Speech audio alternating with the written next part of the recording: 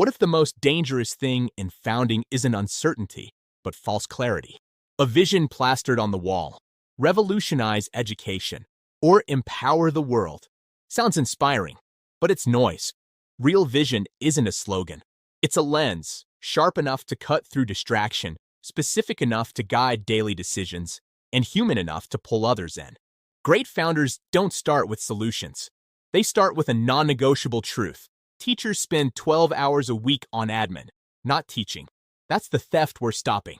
Or, small farmers lose 30% of income to middlemen. We're rebuilding the chain, from soil to shelf. That's not aspiration. It's a moral compass. This clarity creates ruthless focus. When an investor suggests adding crypto payments, the answer isn't maybe later. It's, does this get teachers back 5 more minutes with students? No. Then it's noise. Vision becomes the filter, not for growth, but for integrity. And it evolves, not by chasing trends, but by deepening conviction. Dropbox didn't start as cloud storage. It was, no one should lose a file because their laptop died. That truth held, even as the tech shifted from sync folders to collaborative hubs. Most importantly, real vision is generative.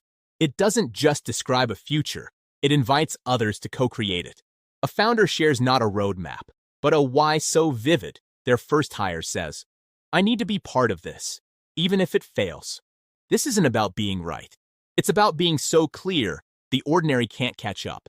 If you're forging your own path, hit subscribe, like, and share this video. Tap the bell icon for our latest on innovation, AI, and founder journeys, where we spotlight not just where to go, but why it matters. Because the world doesn't need more ideas. It needs more unshakable clarity and the courage to live it. What if your idea isn't the spark, but the kindling? The real fire starts when you stop polishing the concept and begin testing its edges against reality. Great founders know ideas are cheap. Execution is the currency of credibility, and it begins long before the first line of code. They start with micro-commitments, not master plans. Instead of a 50-page deck, they build a landing page that lies, a simple site describing the solution with a Get Early Access button. If 5% of visitors sign up, the idea has oxygen. If not, they pivot in 48 hours, not 4 months. Then comes the first real artifact, not an MVP, but a minimum lovable step. A Figma prototype shared with 3 target users, a manual version of the service, a single workflow automated in Zapier. The goal isn't scale, it's learning velocity. How fast can you get feedback, adapt, and ship again?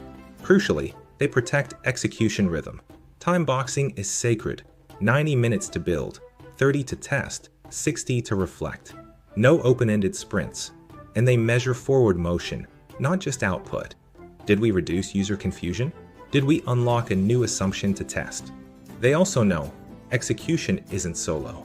The moment an idea survives first contact with users, they bring in a co-conspirator, not a co-founder yet, but a committed ally. Shared struggle builds trust faster than shared equity. This isn't about hustle. It's about structured curiosity, where every action answers a question and every question sharpens the path. If you're moving from thinking to doing, hit subscribe, like, and share this video. Tap the bell icon for our latest on innovation, AI, and founder journeys, where we spotlight not just what to build, but how to begin. Because the world doesn't need more ideas. It needs more first steps, taken with clarity, courage, and care. What if the hardest pivot in founding isn't the product, but yourself? Early on, you lead by doing, coding, selling, supporting. But as the team grows, your job shifts from doing the work to enabling others to do their best work. Great founders don't just scale companies. They scale their capacity to learn and to lead. They treat leadership like a skill, not a title. They seek feedback not just on results, but on impact. Did my feedback help you grow? Or just check a box? One founder holds monthly reverse one-on-ones, where reports interview them on clarity, support, and trust. They protect learning loops, not just sprint cycles. After every major launch, they ask, what did we learn about our users, ourselves, our blind spots? Crucially, they separate ego from mission. When a hire outgrows them in a domain, they don't feel threatened, they celebrate. They hire people who challenge their thinking, not just execute it.